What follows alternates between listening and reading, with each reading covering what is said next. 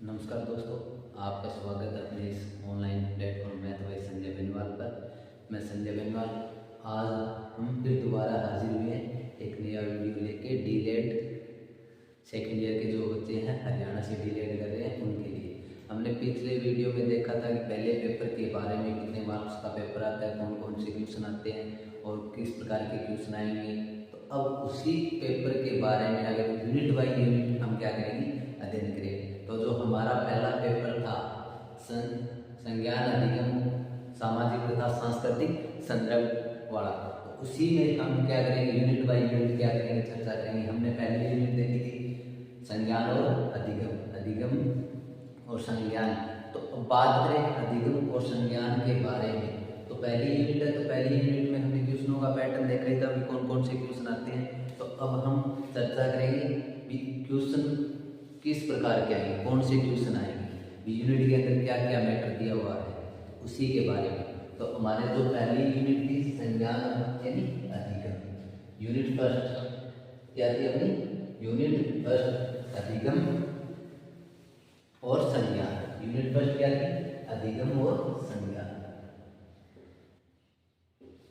अधिगम और संज्ञान। पहली यूनिट यही थी अपनी, अधिगम और संज्ञान। तो अधिगम और संज्ञान, तो इस यूनिट के अंदर भी 8 मार्क्स के क्वेश्चन भी आते हैं, 5 मार्क्स का भी क्वेश्चन आता है और एक 2 मार्क्स का भी क्वेश्चन आता है। ये 25 नंबर वाली यूनिट है अपनी। कौन सी यूनिट है, 25 नंबर की यूनिट है, सबसे इंपॉर्टेंट यूनिट है, पहली और दूसरी यूनिट। जो दोनों यूनिटों को मिला के देखा जाए तो कुल 50 मार्क्स होते हैं। कितने मार्क्स होते हैं, 50 मार्क्स होते हैं और 70 मार्क्स का अपना क्या आता है, एग्जाम आता है। तो अब इस यूनिट में क्वेश्चन किस प्रकार के आते हैं।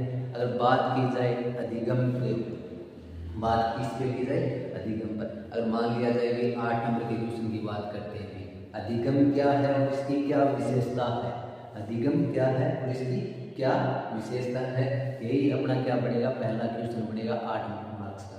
जो 8 नंबर का क्वेश्चन होता है वो क्या होता है भी अधिगम के ऊपर पूछ लिया जाता है। और पीछे पूछा भी गया है, शायद 2020 के अंदर पूछा गया था डीलेड के अंदर, अधिगम क्या है और इसकी विशेषताओं का विस्तार पूर्वक वर्णन कीजिए।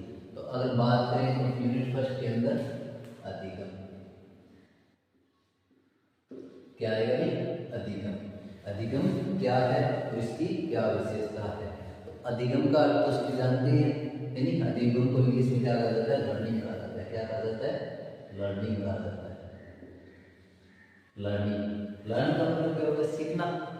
तो अधिगम से क्या तात्पर्य बन गया अपना, सीखना। अधिगम का मूल अर्थ क्या हो जाएगा, सीखना। अधिगम का मूल अर्थ क्या हो जाएगा, सीखना हो जाएगा। क्या हो जाएगा, सीखना हो जाएगा। अब इसका एक व्यापक अर्थ भी होता है, इसका एक व्यापक भी अर्थ होता है। व्यापक अर्थ क्या होगा, व्यापक अर्थ, व्यापक अर्थ होता है व्यवहार में परिवर्तन। क्या होगा भी, व्यवहार में परिवर्तन। व्यापक अर्थ होता है भी व्यवहार में परिवर्तन। क्या होगा भी, व्यवहार में परिवर्तन। तो यह अधिगम की प्रकृति होती है। भी अधिगम के अंदर हम क्या करते हैं, कुछ ना कुछ सीखते हैं। भी एक व्यक्ति है जो अनुभवों के द्वारा सीखकर अपने व्यवहार में क्या करता है, परिवर्तन करता है। तो यही परिवर्तन क्या होता है, भी अपना अधिगम होता है। यही परिवर्तन क्या होता है, अधिगम होता है। अगर अधिगम की परिभाषा देखी जाए, तो अधिगम की परिभाषा देखी जाए तो अधिगम वह मानसिक प्रक्रिया है कि व्यक्ति परिपक्वता की ओर बढ़ते हुए वातावरण से अनुभवों को ग्रहण करके व्यवहार में परिवर्तन लाता है। इसे ही क्या कहा गया है, अधिगम कहा गया है। यानी व्यक्ति है जो वातावरण में अब से जो भी सीखता है, अपने परिवेश से, या जो बच्चा है जो अपने आसपास से जो भी सीखता है, जो क्रिया करता है, उनके द्वारा जो अनुभव आते हैं, उन अनुभवों से क्या कर लाता है, खुद के व्यवहार में परिवर्तन लाता है। वही परिवर्तन ही क्या होता है, अपना अधिगम होता है। क्या होता है, वही परिवर्तन क्या होता है, अधिगम होता है। अगर जैसे मान लिया जाए, मैं एक एग्जाम्पल के तौर पे बताऊँ, जैसे मान लो कि कोई व्यक्ति है, क्या कोई व्यक्ति है तो वो किधर एक रास्ते के ऊपर जा रहा है, क्या जा रहा है, एक रास्ते के ऊपर जा रहा है। सामने भी क्या दिया हुआ है कि एक मकान दिया हुआ है। क्या दिया हुआ है, मकान। मकान पे क्या एक सुंदर कन्या है जो क्या सुधारी है, बाल सुधारी है। तो व्यक्ति जा रहा है, जाते जाते रास्ते में एक गड्ढा आता है। लगातार जा रहा है, तो पहली बार जा रहा है तो उसको इस रास्ते में गड्ढे का कोई अनुभव है नहीं, तो वो अचानक क्या करता है, गड्ढे में गिर जाता है। उसी प्रकार उसी रास्ते से जा रहा है, वही प्रक्रिया होगी, सामने एक लड़की बाल छुपा रही है, बहुत सुंदर कन्या है, तो व्यक्ति दूसरे दिन वहां से गुजरा, उसको पहले ही इस जगह आके एहसास हो जाता है कि यहाँ पे क्या है, गड्ढा है, तो वो गड्ढे में गिरने से बच जाता है और आगे रन कर जाता है, फिर आगे की ओर क्या कर जाता है, बढ़ जाता है। तो ये है कि जो यहाँ पर आके उसमें जो परिवर्तन आया है, क्या है, अभी परिवर्तन आया हुआ है। परिवर्तन किससे है, अनुभव से है, किससे है, अनुभव से आया। उसी अनुभव के आधार पर जो परिवर्तन होगा वो क्या होगा, अधिगम ही होगा। तो वो क्या होगा, अधिगम ही होगा। तो अधिगम व्यक्ति हर रोज नए अनुभव अर्जित करता है, क्या करता है, हर रोज क्या करता है, नए अनुभव अर्जित करता है। उसी अनुभव को क्या कहा गया, अभी अधिगम कहा गया है। या जो अनुभव अर्जित करता है जिससे उसके मनोदैहिक गुणों में क्या आता है, परिवर्तन होता है। क्या आता है, मनोदैहिक गुण, मनोदैहिक गुण, मनोदैहिक गुण। अब बात करें मनोदैहिक, एक अपना नया शब्द है मनोदैहिक। तो मनोदैहिक किससे बना है, मन, और किससे बना है, दैहिक से। किससे बना है, मन और दैहिक से। मन तो क्या हो गया अपना मानसिक, मन क्या हो गया, मानसिक, और दैहिक क्या हो गया, शारीरिक, क्या हो गया, शारीरिक। तो व्यक्ति के मानसिक और शारीरिक गुणों के आधार पर उसमें क्या आता है, परिवर्तन आता है। उसी के आधार पर वो क्या करता है, सीखता है। तो मानसिक तो वह हो गया जिसका क्या नहीं किया जा सकता, निरीक्षण नहीं किया जा सकता। मानसिक क्या होता है कि जिसका निरीक्षण नहीं किया जा सकता, और शारीरिक वह होता है जिसका क्या किया जाता है, निरीक्षण किया जा सकता है। शारीरिक बाह्य हो गया, शरीर की बनावट हो गई। मानसिक मन का हो गया, जो आंतरिक होता है, ये क्या होता है, बाह्य होता है। ये क्या होता है, बाह्य होता है। जो इसमें अभ्यास और अनुभव के द्वारा भी परिवर्तन होता है। भी कोई ना कोई कार्य किया जाता है, जैसे मान लो कोई बच्चा है वो लगातार सीख रहा है, सीखना ही उसका क्या होता है, अधिगम होता है। जैसे मान लो कोई अपना पहला अक्षर सीख रहा है, कै, पहला अक्षर क्या सीख रहा है, कै, पहला अक्षर क्या सीख रहा है, कै सीख रहा है। तो लगातार वो उसमें क्या करेगा, अभ्यास करेगा, लगातार क्या करेगा, अभ्यास करेगा। इस अभ्यास से जो अनुभव प्राप्त होगा, इस अभ्यास से जो अनुभव प्राप्त होगा, वही तो क्या है, वही अपना अधिगम है। तो अधिगम की प्रकृति जन्म से लेके अंत तक चलती रहती है। अधिगम की प्रकृति होती है वो जन्म से लेके अंत तक चलती रहती है। अब इसी के बाद अगर देखा जाए तो मनोवैज्ञानिकों ने अपने अनेक मत दिए हैं, भी अधिगम के बारे में अनेक परिभाषाएं दी है। अलग अलग वैज्ञानिकों ने अलग अलग बताया गया है। अलग अलग वैज्ञानिकों ने क्या किया, भी अधिगम को अलग अलग बताया गया। किसी ने कुछ बताया, जैसे मान लो व्यवहारवाद, क्या कौन से थे, व्यवहारवादी। व्यवहारवादियों के अनुसार वे अनुभव के परिणाम स्वरूप व्यवहार में एक परिवर्तन क्या है, अधिगम है। तो व्यवहारवादियों ने क्या बताया,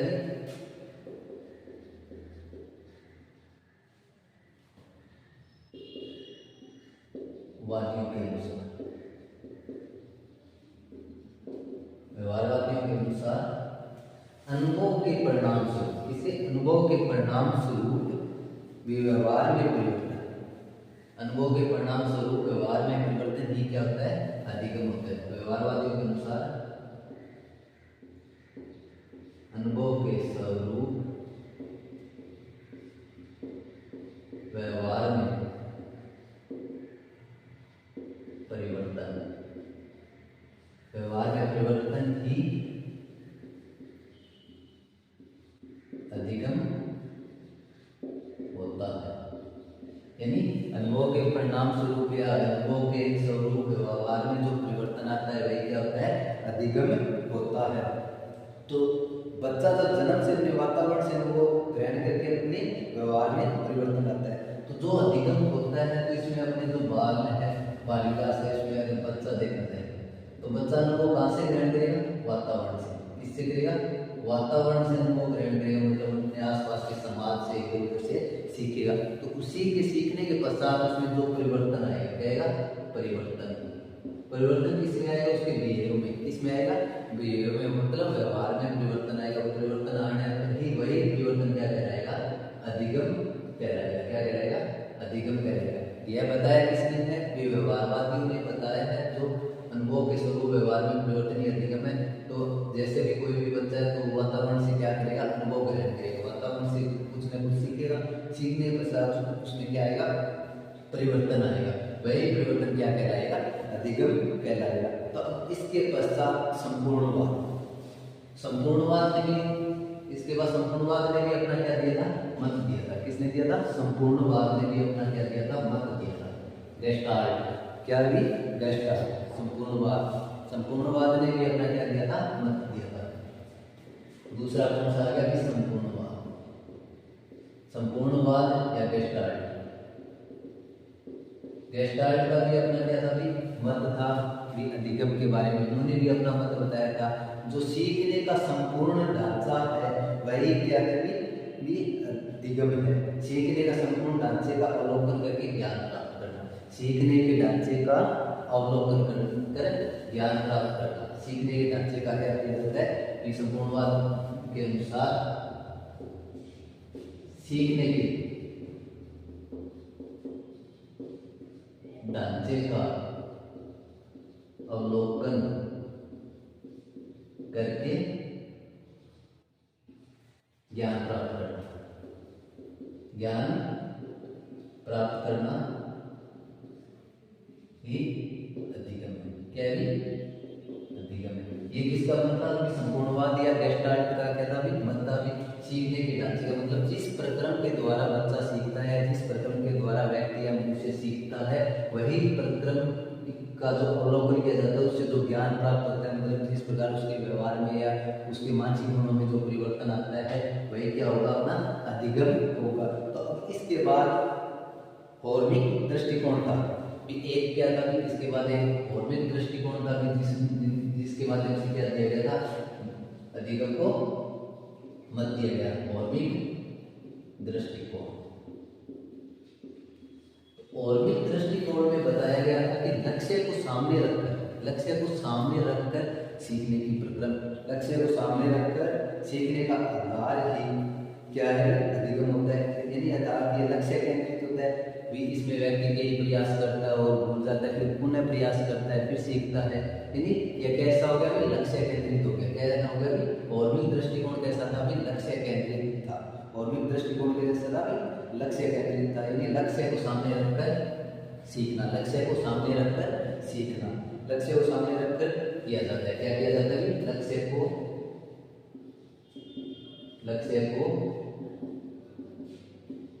सामने रखकर, मतलब सीखना। यानी यह क्या होगा, लक्ष्य केंद्रित हो गया। क्या होगा, लक्ष्य केंद्रित होता है। अर्थात यदि कोई भी व्यक्ति है जो सीखने के प्रक्रम में चलता है, तो वो किसी को लक्ष्य मानकर ही वो क्या करता है, सीखता है। तो यदि उसी लक्ष्य प्राप्ति के लिए वह कई बार क्या करता है, गलतियां करता है, भूल जाता है, और फिर तब जाकर वह क्या करता है, सीखता है। तो इसका प्रतिपादन, इस हॉर्मिक दृष्टिकोण का जो प्रतिपादन है वो थार्नडाइक ने किया था। किसने किया था, थार्नडाइक ने इसका क्या किया था, प्रतिपादन किया था। यानी थार्नडाइक के अनुसार लक्ष्य को सामने रखकर, या लक्ष्य को सामने रखकर जो व्यक्ति अपने व्यवहार में परिवर्तन लाता है या उसके माध्यम से सीखता है, वही कौन सा दृष्टिकोण है, हॉर्मिक दृष्टिकोण है। और ये वही क्या होता है, अधिगम होता है। इसमें क्या होता है कि व्यक्ति बार बार प्रयास करता है, व्यक्ति क्या करता है, बार बार प्रयास करके क्या करता है, सीखता है, प्रयास करके सीखता है। इनको उससे मैं क्या गलतियां भी होती है, और बाद में उनको भी वो क्या कर लेता है, सुधार लेता है। अब हॉर्मिक पहले हमने क्या देखा था, व्यवहारवाद देखा था, दूसरा क्या था, संपूर्णवाद, तीसरा हो गया हॉर्मिक दृष्टिकोण, जिसका प्रतिपादन किसने किया था, थॉर्नडाइक ने किया था। किसने किया था, थार्नडाइक ने हॉर्मिक दृष्टिकोण का क्या किया था, प्रतिपादन किया था। अब बात आती है उसके बाद में कूर्ट लेविन। कौन था, एक और मनोवैज्ञानिक था, कूर्ट लेविन, जिसने बताया था कि सीखने की परिस्थिति का प्रत्यक्ष ज्ञानात्मक संगठन है। सीखना परिस्थिति का प्रत्यक्ष ज्ञानात्मक संगठन है। तो इसके बाद एक और वैज्ञानिक आए थे, कूर्ट लेविन। कौन आए थे, कूर्ट लेविन। कूर्ट लेविन ने बताया था कि सीखने का जो प्रक्रम है, सीखने का प्रक्रम है वह प्रत्यक्ष ज्ञानात्मक संगठन होता है। प्रत्यक्ष रूप से क्या होता है, ज्ञानात्मक संगठन होता है। सीखने की परिस्थिति की प्रत्यक्ष ज्ञानात्मक संगठन है। सीखने की परिस्थिति मतलब सीखने की परिस्थिति, सीखने की परिस्थिति, परिस्थिति प्रत्यक्ष ज्ञानात्मक संगठन। अब संपूर्ण व्यवहारवाद आ गया, फॉर्मिक दृष्टिकोण आ गया, कुंड लेविन आ गया। अब इसके बाद वुडवर्थ, इसके बाद एक और मनोवैज्ञानिक हुए थे वुडवर्थ। वुडवर्थ ने बताया था कि अधिगम नए ज्ञान और नई प्रक्रियाओं को ग्रहण करने की प्रक्रिया है। तो वुडवर्थ ने बताया था कि अधिगम नए ज्ञान को ग्रहण करने की एक नई प्रक्रिया है, यानी इसके आधार पर व्यक्ति क्या करता है, नए नए कार्य सीखता है, नई नई शैलियों में क्या करता है, विकास करता है, वो जो जन्म से लेके लगातार चलता रहता है। तो अब वुडवर्थ ने बताया था कि अधिगम नए ज्ञान और नई प्रक्रियाओं को ग्रहण करने का एक प्रक्रम है। यह भी वुडवर्थ ने क्या बताया था कि अधिगम नए ज्ञान को प्राप्त करने के लिए नई अनुक्रिया है। अधिगम नए ज्ञान और नई प्रक्रियाओं को ग्रहण करने का एक प्रक्रम है। कौन था भी? वुडवर्थ। वुडवर्थ ने बताया था अधिगम नए ज्ञान तथा नई अनुक्रियाओं का क्या भी ग्रहण करने की प्रक्रिया, नई अनुक्रियाओं को, नई अनुक्रियाओं के ज्ञान को ग्रहण करने का प्रक्रम है। क्या भी प्रक्रम है। ये किसने बताया था? वुडवर्थ ने बताया था। अब वुडवर्थ के बाद में एक और अपने जो हेम्स प्रसिद्ध क्रो एंड क्रो, यानी क्रो एंड क्रो एक मनोवैज्ञानिक थे जिन्होंने अपना भी क्या किया था, अधिगम पर मत दिया था। अधिगम को उसने आदतों एवं अभिवृत्तियों को ग्रहण करना बताया था। अधिगम में आदतों एवं अभिवृत्तियों को क्या करना बताया था, ग्रहण करना बताया था। किसने बताया था? Crow and crow. अधिगम को आदतों एवं अभिवृत्तियों को ग्रहण करना बताया था। किसने बताया था? क्रो एंड क्रो ने। क्रो एंड क्रो के अनुसार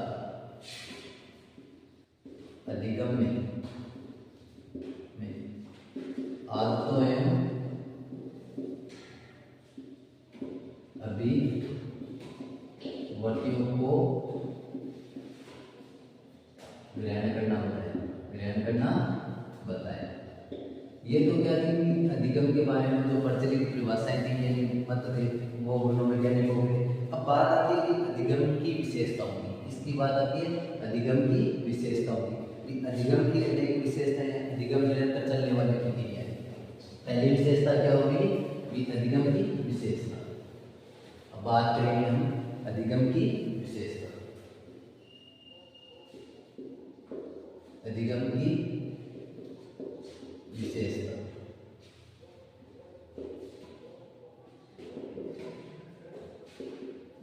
अधिगम की विशेषता है। अधिगम की विशेषता है। तो अधिगम की विशेषता है तो बहुत सारे अधिगम की क्या होगी? विशेषता होगी। अगर पहली बात करें पहली विशेषता की, अधिगम निरंतर चलने वाली प्रक्रिया है। अधिगम निरंतर चलने वाली प्रक्रिया, चलने वाली प्रक्रिया है। कौन सी प्रक्रिया होगी? निरंतर। जब बच्चा जन्म लेता है, जन्म से लेकर मृत्यु तक लगातार क्या होता है, उसमें भी परिवर्तन आते जाते हैं। जैसे बच्चा है, प्रारंभ में जन्म ले लिया तो उसके व्यवहार में धीरे धीरे सीखने का अनुकरण होगा। उसके बाद धीरे धीरे उसमें क्या आएगा? भी परिवर्तन आएगा। वह परिवर्तन क्या होगा? भी मानसिक परिवर्तन होगा। इन मनोदैहिक गुणों में क्या आएगा? उसके परिवर्तन आएगा। तो वही क्या है? अधिगम निरंतर चलने वाली प्रक्रिया होगी। पहली विशेषता क्या हो जाएगी? अधिगम निरंतर चलने वाली प्रक्रिया हो जाएगी। अब दूसरा आता है कि अधिगम में व्यवहार में परिवर्तन। दूसरी विशेषता क्या है? अधिगम व्यवहार में परिवर्तन। अब व्यवहार में अधिगम ऐसे भी क्या भी सीखना। तो व्यापक अर्थ क्या होगा, व्यवहार में परिवर्तन आता है, वही क्या होता है कि अधिगम होता है। तो अधिगम में व्यवहार में परिवर्तन है, जो अपने वातावरण से आसपास से व्यक्ति क्या करता है, बच्चा क्या करता है, ग्रहण करता है, यानी उन्हीं आदतों और विवर्तियों के माध्यम से वह क्या करता है, सीखता है और नए नए कार्य करता है। तो यह जो वांछित दिशा में होता है, ये कैसा होता है कि वांछित और सकारात्मक होता है। कैसा होता है कि वांछित और सकारात्मक होता है। अब बात आती है वांछित। अब कोई भी कार्य किया जाता है वांछित एवं सकारात्मक, व्यवहार में जो परिवर्तन होता है वो वांछित एवं सकारात्मक होता है और नकारात्मक भी होता है, यानी कुछ नेगेटिविटी भी होती है, पॉजिटिविटी भी होती है जो व्यवहार में परिवर्तन होता है। अब जैसे भी मान लिया जाए कि वांछित एवं सकारात्मक है, तो वांछित परिवर्तन इसीलिए है कि यह स्थायी होता है। क्या मतलब कि स्थायी होता है, परंतु पूर्णतः स्थायी नहीं होता है। क्या होता है, पूर्णतः स्थायी नहीं होता है। इसीलिए इसको क्या कहा जाता है, अपेक्षाकृत स्थायी कहा जाता है। क्या कहा जाता है, अपेक्षाकृत स्थायी। जैसे आपने अब लगातार अब क्या कर रहे हो, डीएलएड सेकंड ईयर में हो, तो उस समय अधिगम के बारे में पढ़ रहे हो। तो धीरे धीरे आप जब आपके एग्जाम हो जाएंगे, या आपने फर्स्ट ईयर में पढ़ा था बाल विकास के बारे में, या उसके माध्यम से आपने जो सीखा था, तो कुछ समय याद था, परंतु आपको पूरे बाल विकास के बारे में विस्तृत वर्णन तो याद नहीं है, परंतु कुछ न कुछ उसके बारे में पता है कि हाँ बाल विकास क्या है, किस माध्यम से किस प्रकार बालक का विकास होता है, विकास से निरंतर चलने वाली प्रक्रिया है, उसी प्रकार बुद्धि होगी। तो वो क्या था कि आपने पहले भी पढ़ कर देखा था, फर्स्ट ईयर के अंदर पढ़ के देखा था, तो वो क्या था कि वांछित एवं सकारात्मक था, स्थायी था, परंतु पूर्णतः तो स्थायी नहीं था। क्या था कि अपेक्षाकृत स्थायी था। क्या था कि अपेक्षाकृत स्थायी था। भी अब तीसरी बात आ जाती है, अधिगम में वो लक्ष्य केंद्रित होता है। क्या होता है, अधिगम लक्ष्य केंद्रित होता है। क्या होता है कि लक्ष्य केंद्रित होता है। अब जब भी कोई भी बच्चा होगा उसमें सीखने की लालसा होगी, यानी वो सीखने के लिए कोशिश करेगा, तो वो किसी न किसी चीज को आधार मान के या किसी चीज को टारगेट लेके क्या करेगा, वो लगातार सीखता जाएगा। जैसे आपने देखा होगा किसी बच्चे पे हम कार्य कर रहे हैं, उसको क्या सिखा रहे हैं, तो वो लगातार वो एक दिन में वो टारगेट ये सोचेगा कि उसका लक्ष्य क्या हो जाएगा, मुझे क्या को सीखना है या उसके अर्थ के बारे में जानना है। तो वही उसका क्या हो जाता है कि लक्ष्य बन जाता है। क्या बन जाता है, लक्ष्य बन जाता है। चौथा होता है कि अधिगम विकास की प्रक्रिया है। अधिगम क्या है, विकास की प्रक्रिया है। 4 नंबर क्या हो जाएगी, अधिगम विकास की प्रक्रिया है। अधिगम क्या है, विकास की प्रक्रिया है। तो अब विकास है अधिगम के अंदर क्या होता है, 2 प्रकार से होता है। एक होता है वांछित प्रकार से, एक होता है अवांछित। तो किन दोनों प्रकार से होता है, वांछित डिजायरेबल और अनडिजायरेबल। वांछित और अवांछित दोनों प्रकार से होता है। तो विकास दोनों तरह से होगा, वांछित और अवांछित, यानी डिजायरेबल इच्छा के अनुरूप और बिना इच्छा के अनुरूप। तो अब बात करें तो वांछित होगा या अवांछित होगा। जैसे अगर मान लो कि कोई भी बच्चा है वो जेब काटना सीखता है, क्या करता है कि जेब काटना सीखता है या चोरी करना सीखता है, इन गलत संख्याओं में वो पढ़ता है। तो जेब काटना क्या है कि अवांछित है। ये नहीं कि विकास के अंदर ये सिखाया गया कि तुम जेब काटते रहो, आगे बढ़ते रहो, परंतु वो सीखता तो है। कहाँ से सीख रहा है, समाज के अंदर जैसे रह के सीख रहा है, अपने वातावरण से सीख रहा है। तो वो कैसा है कि वांछित विकास, अवांछित विकास है, परंतु है तो विकास ही। तो अधिगम के माध्यम में ये अधिगम है, वो एक क्या है, विकास की प्रक्रिया है। तो अधिगम के द्वारा व्यक्ति के सर्वांगीण, अब इसके बाद 5 नंबर की आ जाएगी, अधिगम के अंदर व्यक्ति के सर्वांगीण गुणों का विकास होता है, व्यक्तित्व का निर्माण होता है। अधिगम के अंदर क्या होता है कि मनुष्य के सभी गुणों का विकास होता है, व्यक्तित्व के सर्वांगीण विकास में सहायक है। 5 नंबर का क्या था, अधिगम व्यक्तित्व के सर्वांगीण गुणों में सहायक है। मतलब सर्वांगीण गुणों के विकास में भी क्या होगा, सहायक। गुणों के विकास में सहायक है। तो सर्वांगीण गुणों के विकास, व्यक्तित्व के सर्वांगीण गुणों में विकास है वो लगातार क्या होगा कि उसके सभी गुणों में नई नई व्यवस्थाएं होगी या नया नया आचरण होगा, व्यवहार के अंदर वो क्या करेगा, सीखता जाएगा। अब इसके बाद एक और विशेषता है कि अनुभव की नई व्यवस्था है। 6 नंबर क्या आ जाएगी, अनुभव की नई व्यवस्था। अनुभव की नई व्यवस्था, अब जो अनुभव प्राप्त होते हैं वो कहाँ से होते हैं कि किसी न किसी माध्यम या किसी न किसी प्रक्रम के माध्यम से वो क्या होते हैं, अनुभव उसको प्राप्त होते हैं। इसी आधार पर व्यक्ति क्या करता है, भी सीखता जाता है। इसी आधार पर व्यक्ति क्या करता है, भी सीखता जाता है। अब 7 नंबर क्या करते हैं, 7 नंबर होगी कि स्थानांतरित होता है कि अधिगम व्यवहार के अंदर क्या होता है, स्थानांतरण होता है। क्या होता है कि विकास प्रक्रिया हो गई, व्यवहार में परिवर्तन हो गया।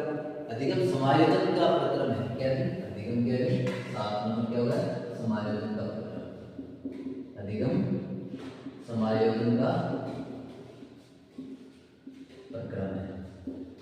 अब समायोजन मतलब जब भी कोई बच्चा होगा तो वो समाज के प्रति या वातावरण के प्रति कुछ न कुछ सीख के उसमें अपना क्या करेगा, समायोजन करेगा, या उसके अनुरूप रहना सीखेगा, या उन्हीं की तरह क्या करना सीखेगा, व्यवहार करना सीखेगा।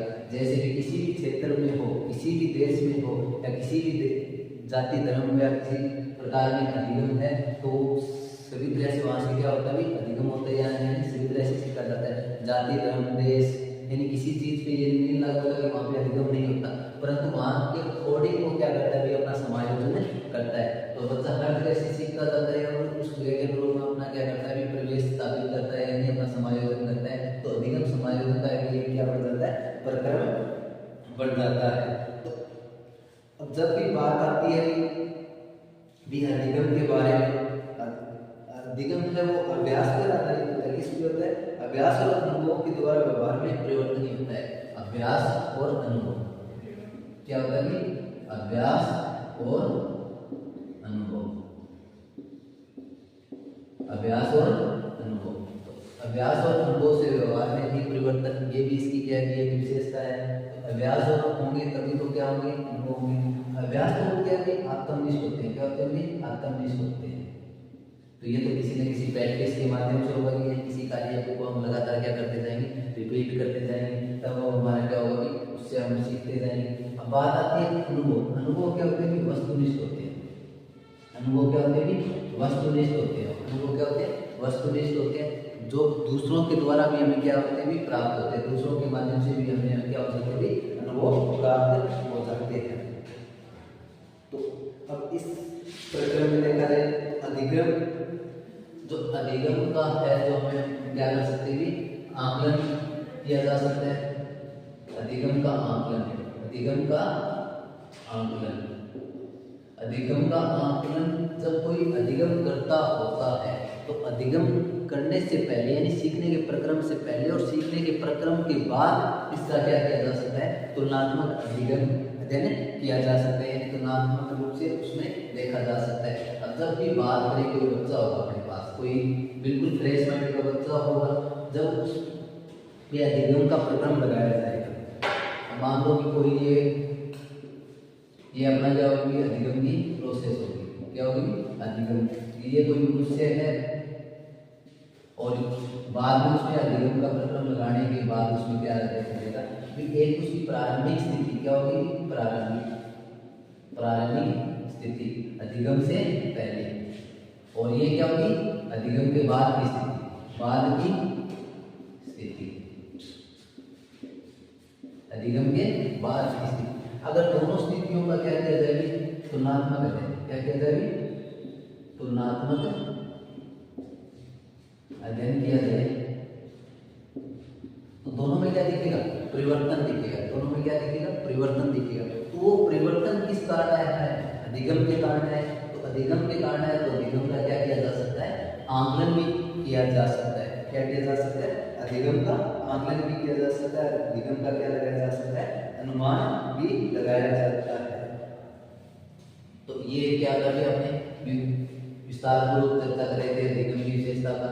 इसके माध्यम से हमें पता चला भी अधिगम क्या होता है। अधिगम एक सीखने का प्रक्रम होता है। क्या होता है, सीखने का प्रक्रम होता है। तो सीखने का प्रक्रम मतलब व्यवहार में जो परिवर्तन होता है वही क्या होता है, अधिगम होता है, इसके बारे में बहुत सारे मनोवैज्ञानिकों के अलग अलग मत थे। तो उसी के आधार पे हमने क्या देखा था, अधिगम को देखा था। तो अब हम दोबारा अगले नेक्स्ट वीडियो में मिलेंगे। अधिगम और संज्ञान की यूनिट है, तो इस यूनिट में अन्य प्रश्नों के बारे में विस्तार पूर्वक क्या करेंगे, चर्चा करेंगे। हमने एक प्रश्न